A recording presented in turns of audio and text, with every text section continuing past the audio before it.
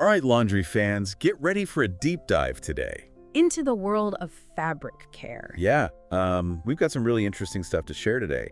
I think that'll help you wash smarter, not harder. Absolutely. We're going way beyond the basics, though. So if you're a seasoned laundry pro, Get ready to level up. yeah, exactly. Our source material is really fascinating for this one. Yeah, what is it? It's an episode from the English Boost podcast. Oh, interesting. Yeah, which is aimed at people who are learning English. Okay. So while its focus is vocabulary, Right.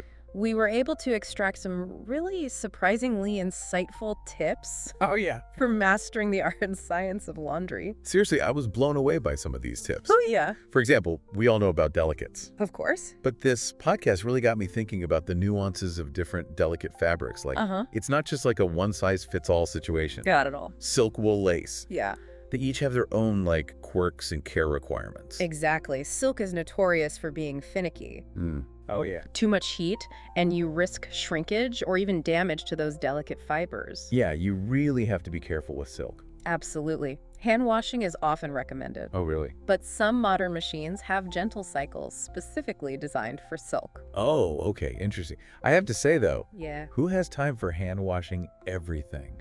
Yeah. Like, I remember this one time I tried hand washing a silk blouse, Uh-huh.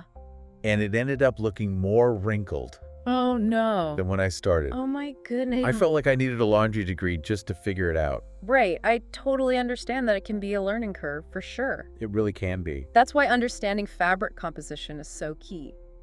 Okay, so give me an example. Okay, well, wool, for instance, Yeah. is another delicate fabric, Right. but it's more resilient than silk. Okay. While it can shrink in hot water, Uh-huh.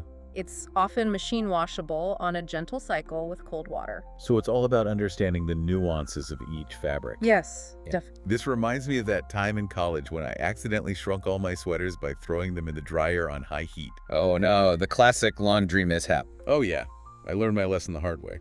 But you bring up a good point. Heat can be a fabric's worst enemy. Yeah. Even with sturdier fabrics, high heat can cause colors to fade, Oh yeah. or even damage the fibers over time. Right. Well, speaking of colors, Yeah. the podcast also delved into the dreaded bleeding issue. Uh-huh. You know, when you accidentally wash a red shirt with your whites Oh, yeah. and end up with a wardrobe of pink.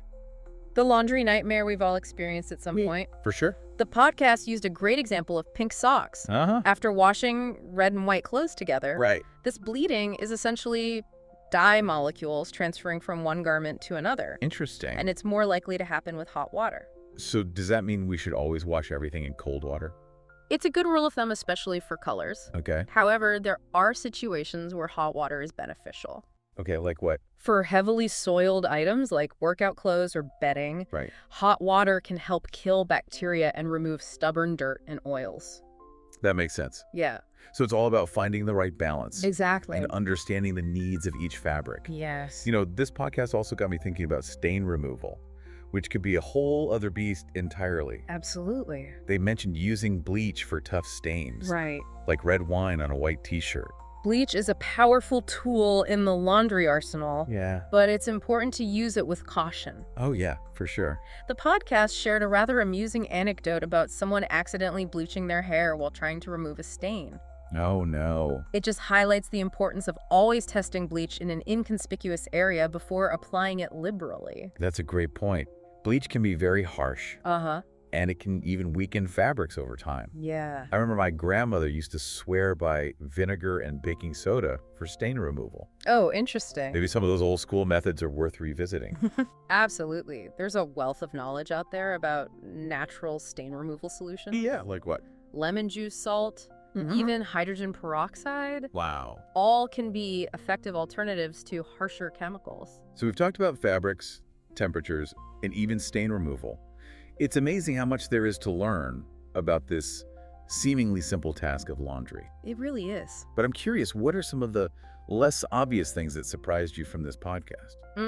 What fascinated me was the cultural nuances woven into the language of laundry. Oh, interesting. They highlighted phrases like, let's go through this one more time, or so-called, and all set. Okay. While these might seem like everyday expressions, Married. they reveal a lot about communication styles in English. You're right, I never really thought about it that way. Like, so-called often implies a touch of sarcasm. Exactly. And all set is a polite way to signal completion. Yes, especially in service interactions. Mm-hmm. Precisely, it's a subtle reminder that language is more than just words. It's a reflection of culture and social norms. It really is. Yeah, It's amazing how like laundry can be a window into these different parts of life, it is fascinating. language and culture. Right. But beyond that, this podcast also got me thinking about like the environmental impact Oh, yeah. of laundry. Uh-huh. Do you think we're doing enough these days?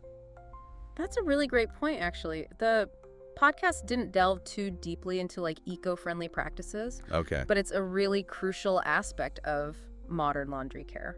Yeah, for sure. I Yeah. mean, we're all becoming more aware Right. of like, our footprint. Yeah. And laundry is a big part of that. Absolutely. Think about all the water and energy we use washing and drying clothes. Mm-hmm. And what about the detergents themselves? Right. Are they all created equal when it comes to the environment? Definitely not. Traditional detergents often contain some pretty harsh chemicals Right. that can pollute waterways and harm aquatic life. Yeah, that's a big problem. It is a big problem, but thankfully there's been a surge in eco-friendly detergent options Okay, good. that use plant-based ingredients Okay. and biodegradable formulas. That's great. I've actually been trying to be more eco-conscious in my laundry routine. Yeah. Like I've started lawn drying my clothes more often. Oh, nice. It takes a bit longer, but it saves energy. Right. And it's actually pretty satisfying. I totally agree. There's nothing quite like the smell of laundry that's been dried in the sunshine. It's the best. So much better than that artificial dryer sheet scent. Yeah, for sure. Mm. This whole conversation has really got me thinking. Yeah, Laundry is way more than just a chore. it's true. It's a science. It's an art form. Uh-huh. It's like a cultural touchstone. Absolutely. There's so many factors to consider. Yeah. Fabric types, Right. water temperatures, Uh, the environmental impact. it's a microcosm of our daily lives, really, Yeah. reflecting our values, our habits, even our connection to the environment. That's a really good point. And just like anything else in life, the more we understand about it, Right. the better equipped we are to make good decisions. Speaking of informed decisions, Yeah. the podcast also talked about the importance of reading care labels. Yes, those are essential. It seems like a no-brainer, Right. but I have to admit, I don't always read them. Uh, Do you think they're really that important? absolutely. Care labels are like a roadmap Okay. for how to take care of your clothes. Right. They provide specific instructions on washing temperatures, drying methods, even ironing. Okay. Ignoring them can have some pretty disastrous consequences. Like what? Shrinkage fading, Oh, yeah. even irreparable damage in some cases. I guess I've been lucky so far. Yeah, But you've definitely convinced me to pay more attention to those little tags. good. I'm glad. This reminds me of another laundry tip Oh, yeah? that I learned from my grandmother. Okay, what's that?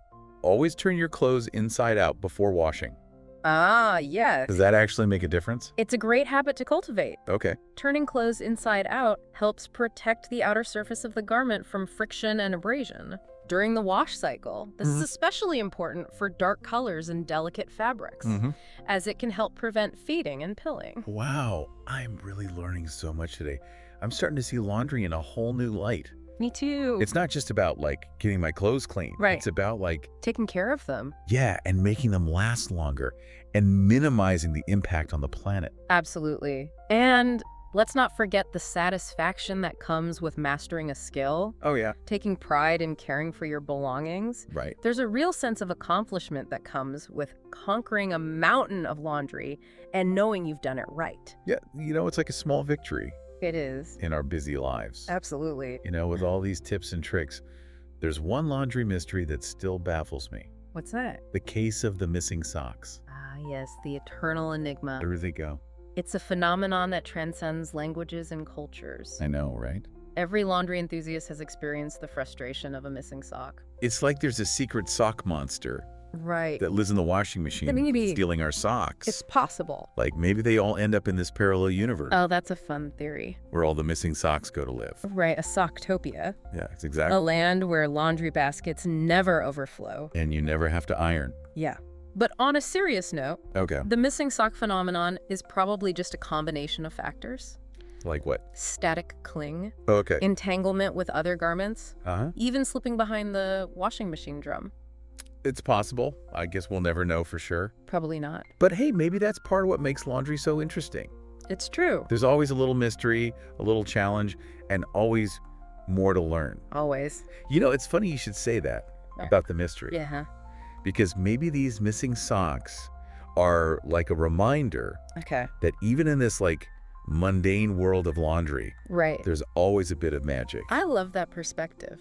right? Like the unexpected. It's a good reminder. Yeah, to embrace the imperfections Right, and outside. find joy in the process, even when things don't go exactly to plan. Exactly. Okay, well, I think it's time to wrap up this deep dive. Okay. But before we go, let's leave our listeners with something to think about. Right. What are your biggest laundry challenges? Yeah. What are you struggling with? Are you battling stains that just won't come out? Or maybe you're trying to figure out those care symbols. Right. Or are you like me Uh-huh. and you just lose socks all the time? The sock monster has struck again. It always gets me. It happens to the best of us. But you know, whatever your laundry woes are, Yeah. just remember you're not alone in this. We're all in this together. And as we've learned today, even something as simple as laundry Right. can be full of surprises, challenges, and opportunities for growth. Absolutely. So next time you're facing that mountain of laundry, Yeah. take a deep breath. Uh-huh. Channel your inner laundry master. And remember, it's not just about getting your clothes clean. It's about caring for your belongings, respecting the environment, and maybe even uncovering a little bit of magic along the way. Couldn't have said it better myself. Until next time, happy washing, everyone.